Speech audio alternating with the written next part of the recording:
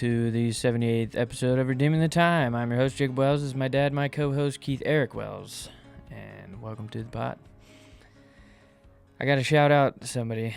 Shout out to two people, actually. Three, if we want to get too crazy. The first one is Darren Pruitt at 5 Star Auto Care. I took my car over to him and to see what was going on, why my car was overheating. And not overheating? And then not overheating. When I turned the car off and then turned it back on, it was all fine and dandy. It was not all fine and dandy because then the engine light came on. And basically coolant was getting into the engine, and so now my engine is toast. But fantastic company over there at 5 Star Auto Care. Fantastic guy who knows what he's doing with cars. He knows what he's doing. Yeah. But yeah, that was not a paid advertisement. No. That's just a shout out. Him and Mikey felt sorry that they had to break the news, but it's like, it's your job. Like, my car's dead. Like, I don't want you to that sugarcoat stinks it. Too. I mean, it's only got like 120,000 on it. Yeah. I mean, it should be good to 200,000, but oh well.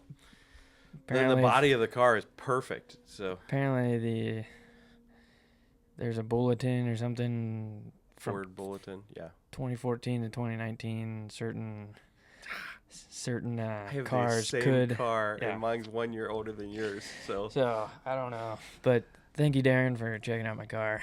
That was the next shout out. So the second shout out was Mikey, because Mikey was. Doyle. Then I had Mikey when he taught 6th grade. He couldn't get away from me. Then I taught him in college. That's funny. He answered the phone and said, "Hello, this is Mike." I was like, "Is this Mikey?" And he was like, "Yeah." What? And the tone completely shifted. Changed the conversation. This is Jake. Yeah, what's up, Jake? The other one, I'm driving Garrison's truck, my sister-in-law's truck. So thank you to the Dunns for allowing me to drive the truck while my car is toast. Yeah. I could drive it, but then at some point it would just stop working altogether, and I don't really want to be on the highway when that. So if you want to buy a car that needs a new engine, see Jacob. Yeah. Exactly. It is a nice car. The engine's not nice. The other thing that happened. Yeah, you got $800 worth of tires on it. Yeah. Yeah. You just changed tires, didn't you? Like, is it worth? Oh gosh. All right. I don't want to think I about didn't even tell you that, did I? Forgot. You didn't even think about that before. I did not think about that. That does stink. That was like 4 months ago. Yeah. Sick. Okay. That's the sound of money flushing down the toilet. The other thing, by the time this comes out, we will know the champion. But yeah, we were way off. Recording. I mean, at least the two teams I thought were in it are still in it. But I thought it was going to be 4-2. But you've always said that the NBA is rigged. Are you turning? I am. There is no way that the Pacers have won this many games against one of the greatest statistical teams in NBA history. They got more heart. More heart. I don't know. They gave up last night. The ratings have been terrible. So, I think, at least in this series, that it was like, hey, let's just swing it to a Game 7 so that someone, like, when you hear Game 7, you're automatically, like, the interest is peaked. I'm interested to see what the final score is of Game 7. I was getting my hair cut, and he had ESPN on. The final game has never been more than 9 point difference since 1970 in a Game 7. Well, so it is the last game. There is no game out, so you are putting it all on. OKC is a better team. That's why I thought they'd win 4-2. You didn't even think the Pacers were going to get there, right? No. You thought it was going to be the Knicks. So, I mean, the Pacers are good. They play as a team. They have more heart, and especially when they're in Indiana, that place, it is another player on the court. It really is. It's crazy. If you want to watch the last 5 minutes of the first half of Game 6, and you will see what I'm talking about. All right. So this comes out the day after the game. All right. Pacers win. I'm picking OKC still. Yeah, You think they're going to win at OKC? no, I don't, but I have With Halliburton with the strained calf or whatever. My track record Oh, is okay. pretty bad here. Yeah. So I know. I'm putting you. That's why Go I'm putting you on Pacers. the spot again. Go Pacers. I've leaned toward And Dave Kim will send you a text mocking your pick once you're wrong again. Yeah, It's funny. I'm picking OKC. I do. I still think I'm leaning OKC. I think that I like when a team does that well for an entire season and then finishes it off and has a complete season. Oh yeah. Because that's if they don't win, that's all they're gonna hear. That team will not be remembered. It will be remembered in the bad side of history of the best team to not the Bills. win. Yeah. The Bills of or the NFL. Patriots when they went undefeated and then lost in the Super Bowl. Like I don't like that. I want you to finish it off. Yeah. Okay. All right. Did you have a subject for pre? Yeah. So another thing, I'm reading this book by Russ Ramsey about art, and I've never read a book about art in my entire life. Really? But I got on. Everyone's surprised. Yeah. And I really don't care about the strokes of the paintbrush and the difference. Like I'm more about the story. It's almost like a biography of the artist and Sure. why they're painting this way. So Rembrandt has a lot of biblical paintings of somebody, from Job to Peter. So it's a lot of biblical paintings. And the one that really caught my eye is Simeon in the temple. He painted this 3 times. And you see a progression from the first one to the second one to the last one. Based off of his life, of how his wife, they got married, they had a kid, then a granddaughter, and then like people like they started dying because at that time it was 1600s. I mean, medicine and Sure. stuff. And so at the beginning of his life, he painted Simeon holding Jesus, and there's a big light beam coming down, and he's glorifying the Lord, and everyone around him. There's a bunch of people around him, and like praising that it's the Messiah. Then in the middle, there's less people, and it's just Simeon and, help me out, his wife. It wasn't his wife. The prophet. Yeah. The prophetess Anna. Yeah, Hannah. Sorry, Anna. not wife. Yeah. It's just Simeon, Anna, and one other person that I don't know. It might be Mary. I don't. They didn't Probably. say. And it's just 3 people, so it's the intimacy of a family. Then at the end of his life, it's just Simeon, Anna, and Jesus, and it is very solemn. And because all of his family died, and he was the one who baptized his granddaughter,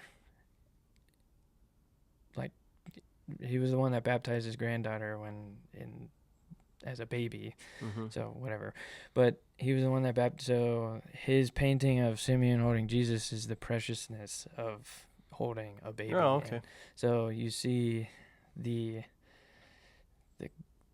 young, lively to it's an intimate family to then, and there's a lot going on there. But then at the end of his life, where he's like, Sure. You see the gloriousness of Simeon to, oh no, this is the last thing that I'm holding on to. Yeah. Huh. So that's what the story behind it is what fascinates me. The painting aspects, whatever. But yeah, that story of the progression from each painting is pretty cool.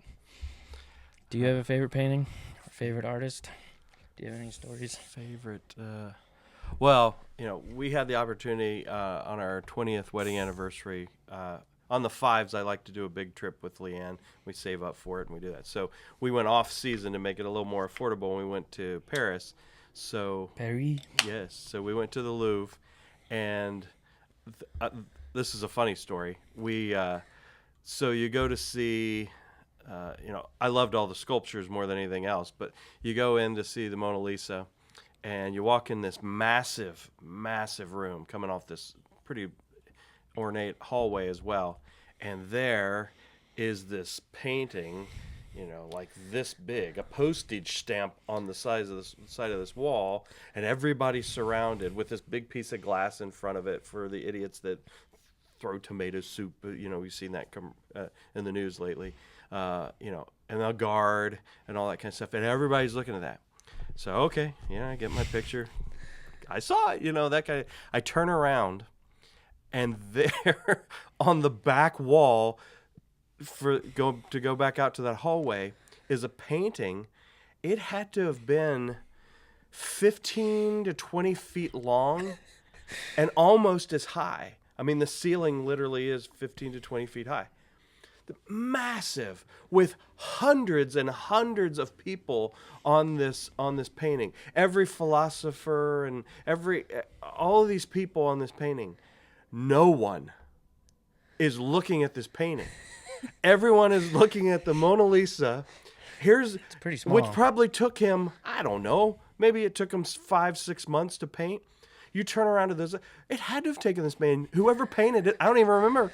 I got a picture of it, but it had to take that person years of their life, and it made it in the Louvre, but no one is looking at this. I was like, there's a story, there's an illustration for a sermon there somewhere. I'll come up with it someday. But that was, and then when we did the Footsteps of Paul trip, we got to go to one of the last days. We got to go to no, it wasn't. Where was it? Florence. It was in Florence. And Florence, y'all. So Michelangelo is the famous sculptor and painter, and we got to go into the museum for him, where they have the famous statue of David. All right. So they have a replica outside where it actually stood for decades, outside their town hall. Yeah, but you can't have it out anymore. Yeah, you can't have it out there. They have a replica of it. He thought it was going to be on top of the cathedral in Florence. That's why he made some of the hand proportions and feet proportions the way they were. But I just say, this is a funny story. Some guy who was a leader in town who commissioned it didn't like what he was going, and said the nose on David was too big. What's he know? He's not a sculptor. He's not, this is Michelangelo, Yeah. And so he knew it was going to be a fight, but he wasn't going to get paid if he didn't do what this guy wanted. So he took a handful of marble dust, and he climbed up on his ladder near the nose, and he put his hand over there, and he acted like he was scraping it, and he released the dust. And then he pulled his hand away, and the guy was like, "Yeah, that's much better." He didn't do a thing to it. That's hilarious. I thought that was the best story I heard the whole trip. That's hilarious. So what everybody sees is this most famous sculptor, and statue is has some pretty funny stories too. It's a massive. I mean, it's probably, it's got to be 12 feet tall. Wow. Yeah. That's why it's so big. It's quite awkward to go see because he's completely nude, but to go on top of a church. You can't even show the pictures to people. Like when I posted pictures for the trip, so folks at church could see where we were, I posted them. Yeah, I posted them from here up. That was funny. All right. Yeah, so I don't know if I have a famous painting. There's another story about Mona Lisa getting stolen, and it was in the false bottom of a trunk of someone's, like, a trunk in their house, and it was hidden in that for 2 years. Really? Yeah, it's like, what were you trying to do with it? That was the whole point of it. Yeah, if you stole it and you can't do anything, you wonder about when people steal these things, who are you going to sell these to? Yeah, you're going to get reported. Eventually, or the black market or something. Makes for a good heist movie. Yeah. I liked a few of those. Yeah. All right, let's get into the Bible. All right. So we are with David only for 2 more weeks, right? Yeah. All right. 'Cause we're going to try and do 29 and 30. Yeah, we should do these together. They link together. 29's pretty short, and it goes right together. So They are definitely. So, as we look at 1 Samuel chapter 29 and 30, both of these we see God's control in our life. We see what I would call providential care of the Lord. So it starts off, we had mentioned this at the end of chapter 28. David has told Achish that he's going to serve him, the king of the Philistines. And, the way this worked out, there were several different lords over areas that would come together. They're all Philistines. They'd come together to battle their common enemy, which was Israel. Sound familiar? Same thing happens today for sure. And so Achish is serving David. David is serving Achish, and there's he's sort of his hired mercenaries. He thinks, and so they go out to battle. And now the Philistines gathered together all their armies to Aphek, and the Israelites pitched by a fountain which is in Jezreel. So they're going to go fight the Israelites. What happens?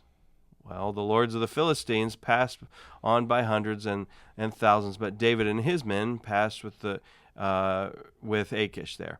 Then said the princes of the Philistines, "What do these Hebrews here?" And Achish said unto the princes of the Philistines, "Is not this David, the servant of Saul, the king of Israel, which hath been with me these days, or these years? And I have found no fault in him since he fell unto me unto this day." And they're wise. I mean, this was stupid. I mean, for them to bring him. Yeah. Go ahead. Yeah, the Philistine lords or whatever, this is wise counsel to Achish, but Achish is completely fooled by thinking that David is his servant. And that's how I read it. Like, what they say is that, why is he here? And he's like, no, he's with us. Like, I don't think David's like trying to trick him. No. David's just away from the Lord. Yeah. And he's trying to hide from King Saul. So he's not trying to slip behind and kill Achish. He just, he's not everything he should be. And the Philistine princes, they're wise in this. And, make this fellow return, that he may go again to this place which thou hast appointed him. And let him not go down with us unto battle, lest in the battle he be an adversary to us. It's true. Yeah. I mean, he sees his own people, he's going to turn. So the whole situation really comes down to, David's in a bad spot. Because he fell away from the Lord, he's finding himself in this predicament where they could have just killed him right there. They could have killed him, or they could have let him go and then ruined his testimony. There is no way he becomes king if he wars against his own people, kills his own people. It's over. Yeah. And here, in spite of himself, God helps him. And it's a beautiful picture of God's grace and mercy in our life, because, this is exactly, we do this to ourselves many times. I found it funny. Verse 5, is not this David to whom they sang one to another in dances, saying, Saul slew his thousands and David his 10,000s? That must have been I think I said this before, that must have been a real catchy song, because everyone knew this song. Everyone knew it. Yeah, even the enemies of God knew this song. So he comes to David and says, hey, buddy, sorry, man, but I got to send you home. You got to go. So what's the big deal of that? Well, first, you get the spoils of war. So these 600 men following David, there's some financial gain they're going to get from this. I can't believe they want to do this either, though. This has got to be a weird situation. So then, let me get your opinion on this. And David said, verse 8, unto Achish, but what have I done? And what hast thou found in thy servant so long as I have been with thee unto this day, that I may not go fight against the enemies of my lord the king? So you think he means that? What do you mean by... Do you think he's being truthful? No, I don't. Or is he like, oh, thank goodness, I got out of this? Yeah, At first I read against the enemies of my Lord. I mean, we don't know. Yeah. This is all just opinion. I think it's oh, are you sure? Type of thing. Like, this is what I'm supposed to say. Yeah. I'm only telling you what I think you want me to say. Yeah. What you want to hear. Yeah, exactly. Oh no, don't send me, but please send me. No, don't, but please. Yeah. He doesn't fight back. Yeah. He doesn't pitch a fit. He Yeah. just says, if he really wanted to go to battle, he could have done all kinds of things there, but he doesn't. He could have went to the lords and to the princes or whatever. What are they? How can I prove myself to you? Yeah, if he really wanted to, he could have. He doesn't do that. He just says, "Oh, what have I done?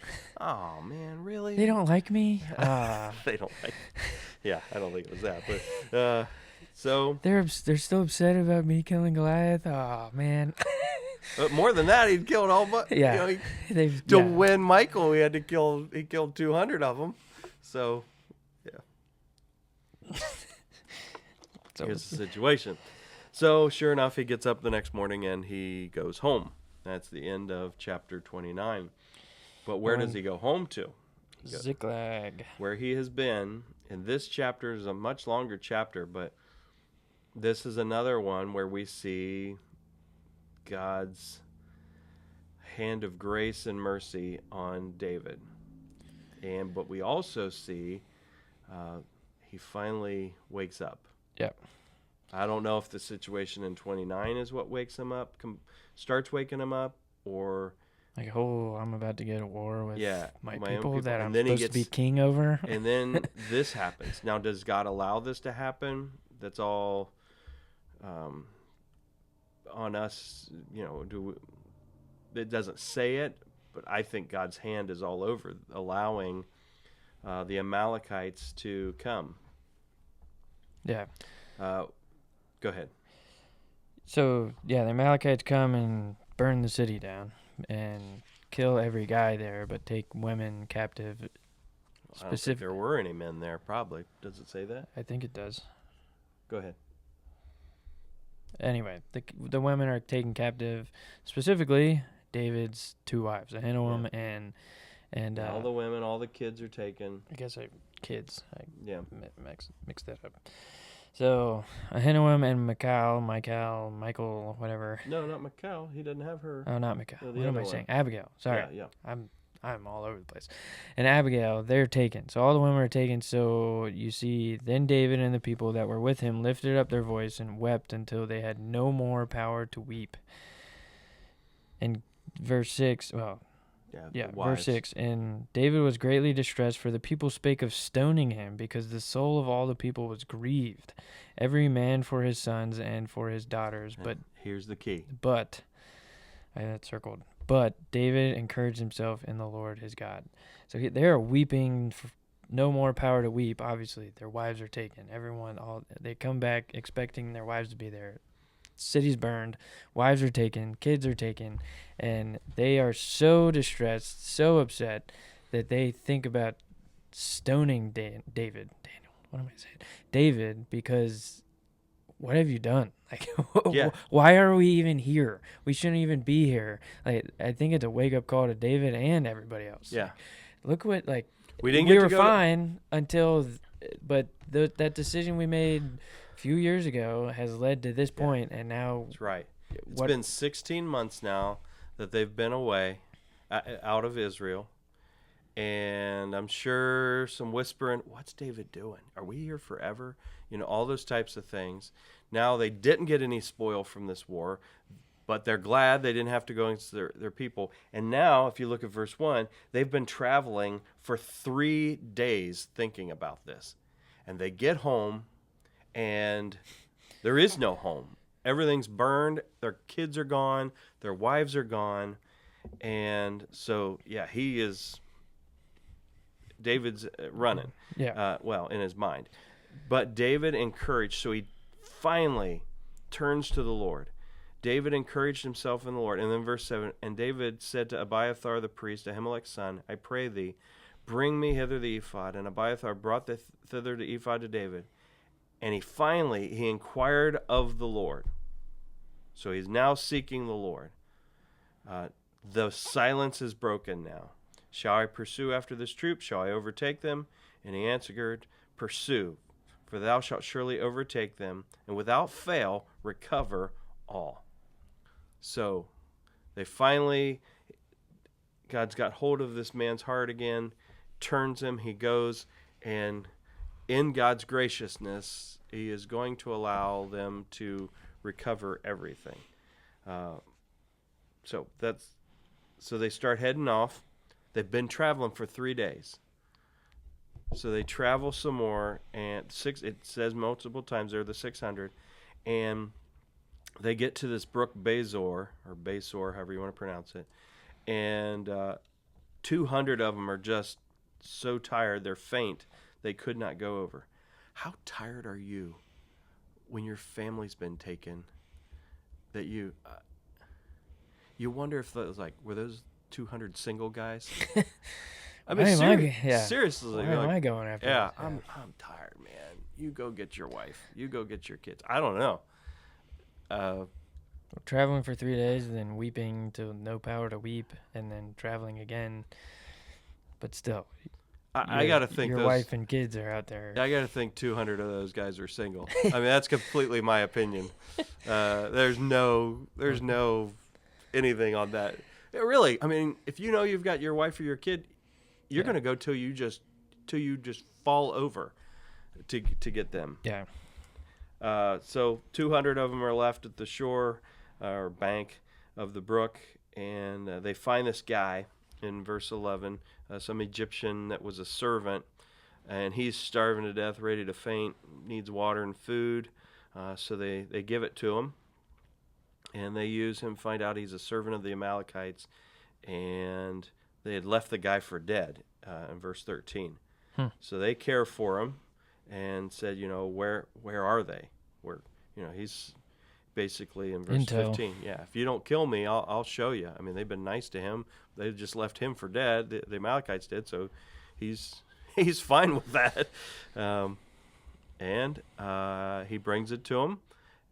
And verse 17, and David smote them from the twilight. They were dancing, eating, and dancing and singing. There was a whole festivity going on, and then 17. Yeah, they're living large because they got all this stuff. They didn't. We got them. How hard would it be to take a city when all the men are gone? I mean, as an army, Sure. From evening until the next day, going out smiting them, and there escaped not a man of them save 400 young men which rode upon camels and fled. David's men just must have been incredible, because 400 men escaped his 400 men, yet they slew them all day long. So this must have been a much larger army, but David's guys are just these, they're the mighty men. Yeah. And David recovered all that the Amalekites had carried away, and David rescued his 2 wives, and there was nothing lacking to them, neither small nor great, neither sons nor daughters, neither spoil nor anything that they had taken to them. David recovered all. Answering the promise that God gave David in verse 8. Yeah. So you think about that. How many times has this happened in your life where you deserved... I mean, this is a picture of grace. You deserve, punishment. You deserve loss. And yet God is gracious in your failure and still allows these things to happen. It's just a beautiful picture of God taking care of His children. Doesn't always mean that there's not ramifications. I mean, there obviously are here, but He was gracious in this. Then there's this whole weird situation where they come back. They got all the spoils of the war, and they got all their family. And I bet they probably even had more than because those guys had done other things. So they get back where the 200 guys are, and the 400 are like, I'm not giving you anything. Yeah, I'm not giving you anything at all. You didn't even fight for this. You were tired. The 200, the 200 single guys are there, and What if those 200 guys were not single, then they were dead, man. Because you didn't. If the wife found out, fight for me. You were. Why were you sitting here? You didn't come and try and get me. Yeah, they're dead, man, already. He thought you were a mighty man. Yeah, we better hope they were single. And one of the guys is like, "Oh, you brought her back." Oh yeah, yay! How you doing? Oh man, my back hurts. Yeah, you have an injury right away. Yeah, for sure. You're limping. Yeah. Oh, that's funny. We better move on from that one. Yeah, we should. So then there's yeah, David's like, no. This is what we're doing. Yeah, the spoils of war. We're going to split them up evenly. You get your stuff, and your family's back to you and all, and that becomes something that they will do from that point on. Verse 25, and it was so from that day forward that he made it a statute and an ordinance for Israel unto this day. And when they came back to Ziklag, he sent of the spoil unto the elders of Judah. Now, from here, as you get into 2 Samuel, you start to now see David becoming a king. Yeah, he is doing some wise political moves here. So he was about ready to have to fight them. You know they had to have heard that a little bit. Some rumors of that David was going to be fighting against them. But then it says, and David sent, when he came to Ziklag, he sent of the spoil unto the elders of Judah. So these are the men in Judah, not all Israel, but Judah, his tribe. And this sort of wins. Well, it's the way politics work, right? And he gets them on his side with this, that, hey, no, I'm with you. And it talks about all the borders and the cities and all that kind of stuff for the rest. Yeah. So this is that we start to see now Saul's demise, which will be next week, and then David's rise to power.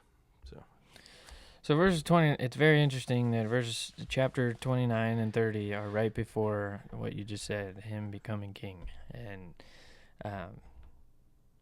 he went to the Philistines twice, and both times he had to, he was running away from the Lord, and he came back to the Lord. And this final one was the last one of him completely going away. He sinned, we know that, while he was king, but this complete, I'm going away from God.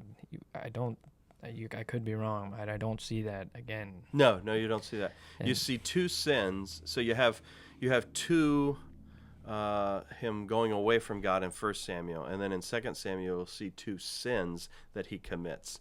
One as he's established as king, and then one in the latter part of his life it's a pride situation there. But yeah, we don't. So from here on, their sins deal with his family versus the church. Yeah. They affect the country, but but we're not going to go all the way through 2 Samuel. No. But we wanted to establish him as king before we, as we went through this. Yep. So good stuff. All right. So how you want to finish up today? There's a pretty big life event that just happened in my life. What's that? We are expecting our first child. And so... I'm so glad you finally told folks. Yeah, we held it for a long time. Yeah, that's a reasonable thing to do. So, yeah, how do you be a dad? No, it's more than that. It's different things, the perspective of different things. Even though we do not, the baby is not out of the womb, it's still a baby. It's still a human being. Mm-hmm. That's why we celebrated Mother's and Father's Day, because we are. We believe that. But I've asked a bunch of dads, when does it hit you that you are now a dad? And pretty much every single one said when you hold the baby for the first time. Right now, I think a lot about just different it's things. anticipation. It's an now. anticipation, and it's in 7 months we're gonna have a baby, and I'm gonna have to keep it alive, and I don't know what I'm doing. There's a lot of social media stuff now that knows that that is all I see. Oh, really? Oh, it Oh. is insane. Um, Yeah, I mean, but it just it hears still you doesn't. talking about it, and it changes. But still seeing somebody else's kid and another parent saying this is what I did with my kid. It's still not me doing it to my kid yet. Without a doubt. And when they hand you the baby in the hospital, that's one thing. It's to me is when you put the car seat in the car and they're like, "You gonna let me take this kid?" Yeah. You mean you're not gonna be here with me, keeping this thing alive? You think I have enough responsibility Yeah. to keep this kid? Brian Gallardo got me weak when I asked him. He was like, when the nurses and everybody left, it was just Jackie, him, and Levi. He was like, what do I do? What do I do? What am I supposed to do? Am I supposed to feed it? Am I supposed to hold it? Am I supposed to leave it there? Yeah. So I guess the overall question or conversation leading to parenting. And obviously I've heard a bunch of messages, a bunch of lessons on parenting. Yeah. And everyone has their opinion on what it should be. And I believe that you guys raised me according to biblical principles and how God. And so what are I guess you can take it where you want, but what I'm trying to learn is, where do I start? Yeah, off the cuff. And just wherever you want to take it, because I am trying to. Well, congratulations, right? I've obviously said that a million times already. When you studying those passages, I would find. You've heard those, you've read those. Continue to read those. But the difference, I was the kid. Yeah. Like.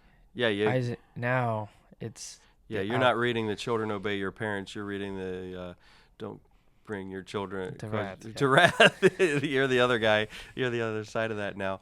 I would definitely be reading those. I would look, as you already have, I would say, but I would say for anyone that's a parent in the church, look for men that you admire how they're raising their kids. It doesn't mean their kids have always turned out, that's a wrong way to say it. It doesn't mean their kids have always made the wise decisions that you would hope they would make. Just as because we're all human beings, we have free will to make decisions. But you know how a person's been raised, and will, pick their brain or just observe, which you've already been doing. It's different though. Yeah, start looking at the how and the why. We've talked about this many times. What we feel is common sense is not always common sense from the aspect of how a Christian should live their life. If you were saved later in life, or you're not, parents weren't Christians, that type of situation, and we would just take certain things for granted on how you raise someone, where others have never even considered that. Why is this wrong? Why, those types of things. So as you are raising your kid, look for men that have been faithful for, decades serving the Lord. Your buddies are in the same situation you're in. So looking to them for advice is probably, it might tell you, the latest bottles to use that are better for your kid. That's not raising your kid. Those are the mechanics of life. That you can share the. Right. Oh, we're going through the same thing. So the Word of God and people. Then you have to start thinking some other things. You start to observe how you live your life. that they're always watching.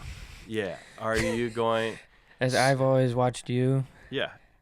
I'm gonna have Right. a little. So you have to Little start. Carlos looking at. You got to explain that. I like the name Carlos.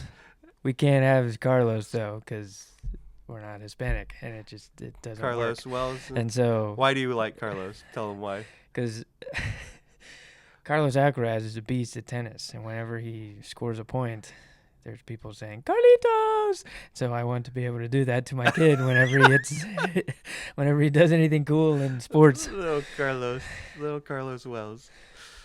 We're not naming him Carlos. No, it's Russell Keith, right? Yeah. Yeah.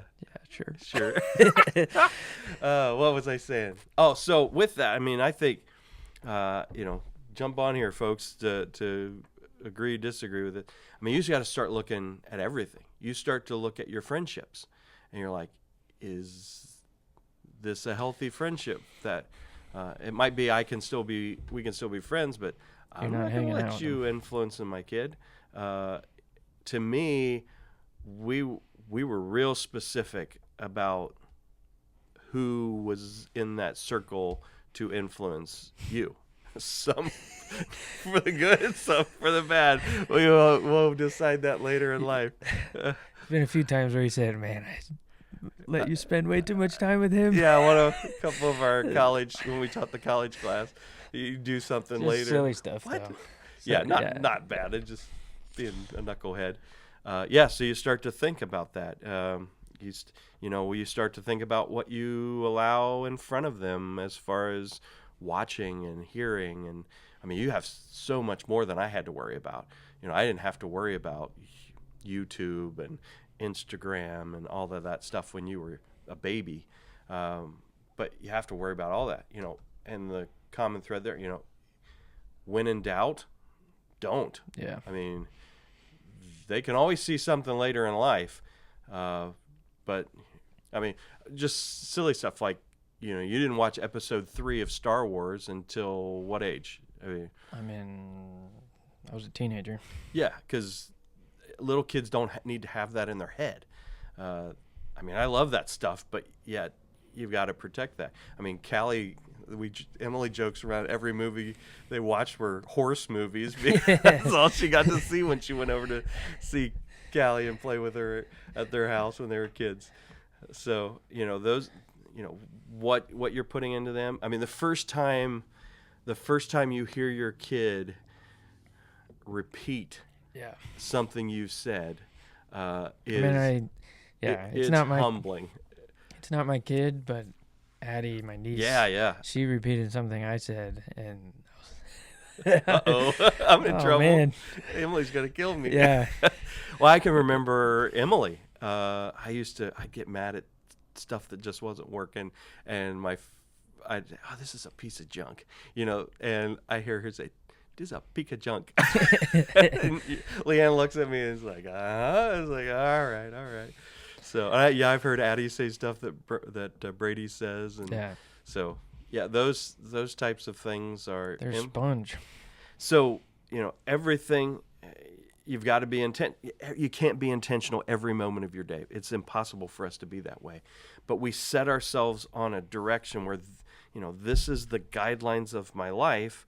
And that sounds so simplistic to say that, but it is not easy to do. So you just cut things out or add things to your life based on that and allow those tracks to run and stay on that track.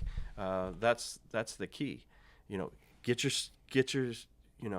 there's no question I'm taking my family to church. Yeah. I mean, this isn't like up for discussion every Saturday night or Sunday. We're going to church. I mean, we serve the Lord. We're if there's things during the week that we want to serve that, we've told we're going to be part of, we figure out a way to get there and to do it. We're going to treat people the way God wants them to be treated, and it's part of who you are as your DNA of your family, because they're going to you're influencing it, and they're going to do those things until they decide to make those other choices on their own, if they choose to you pray that they make that their faith and move on. So, I think that sounds really simplistic, but no, but I think it stems from advice that I got even before we had kids of the Lord is first, and then Callie is second, and then your kids. Now I'm adding that third one, and it's easy, and I've seen both sides, observing of flipping some of those around, where the Lord is not first, the kids are first, or the wife is first, or it's God is first, but then kids, then your wife. And I'm not old enough to see the end result of some of those. Yeah, if the kids are first before the spouse, you're in trouble in about 20 years. Yeah. Because, you're in where I am now, and we spend a lot of time together. Yeah. So, that's torture to live your life that way. Yeah, and then it's the Lord, your family, your wife, your family, and then I believe service to the Lord. That's my personal opinion. Following the Lord versus serving the Lord, one of the things the Lord gave me to do, one of the primary things he gave me to do is to raise my family. Now, sometimes service to the Lord looks like it's ahead of my family because this is what he's given me to do, and I'm doing it in a way to show the importance of the Lord to my family as well. There's a fine balance there. Yeah, there's a whole element of being on staff. Well, for staff, it's your job as well. I mean, so there's that kind of thing. But like, for instance, when you had ball games when you were a kid, we'd have, I wanted to be part of that in your life. I'd coach first base type thing. Why they let me do that, I still don't know. But back. Yeah, that was my one word, right? He watched the right-handed pitcher's back foot for us. Yeah, and but there were times where I'm like, okay, I've got to go because that is a priority. You are a priority. I've made this you a priority in my life. But service to the Lord is of utmost priority as well, and you need to see that serving the Lord means a great deal to me. So there's that balance that. But sorry to go cut ahead. you off. No. But you didn't do it because you had to. You didn't make it out to be that. You had to, but you never had that attitude of having to do. Yeah. Oh, I am going to. You didn't. And I've observed this from other men too. So I'm not tooting my horn or anything weird like that. But you got to go serve at that time college students. And you were going to spend time with them, or you were going to choir practice or something for a big event, and that you were excited about it. You weren't, I gotta go, like, see it. No, you were excited, and you showed that excitement to me, and I and your mom was really good at at not bad mouthing. Oh, your dad's got to go. I never heard her say that ever. Got to go, sir. He's got to go to church again. No, she never did that because she saw the importance of it, and she wanted you to love the Lord and love serving the Lord as well. That was a big deal because that in the family, I've seen a lot of men to where their ministry was cut short because there just wasn't that kind of team as a couple in that. So those types of things. Yep. We can talk more in the future. But what are your opinions on some of those things, and maybe added advice and warnings and that kind of thing? So, but it's good to talk about these things because, like I said, these are not common. We think it's common sense, but it's only common because, we've grown up here at this church. We've grown up serving the Lord and seeing this in Scripture. A lot of folks just have never been taught or shown those types of things, and they need to become common in our church and throughout Christianity. So, all right. Take us home. All right, I got a joke from the Masons. Hold on. He forgot his iPad, so he's got to find it on his phone. Yeah, I'm sorry. Am I running cover here while you find this? Shout out to my grandma. Shout out. So another shout out here. This one. It's not the Masons, it's your grandma? No. This is the joke. All right. I'm sorry, Josh. I ruined it. Shout out to my grandma. It's the only way that she can hear me. All right. That's funny. It was we were in the hallway, all the Masons, and Josh was like, "You gotta tell him the joke. You gotta." So I forget who told me. I think it was Colton or somebody. All right. Shout out to grandma. That's the only way she can hear you. Very good. Well, you guys have a great week, and we will see you next week. And we'll see who won the big game. Talk to you guys later. Love you. Bye.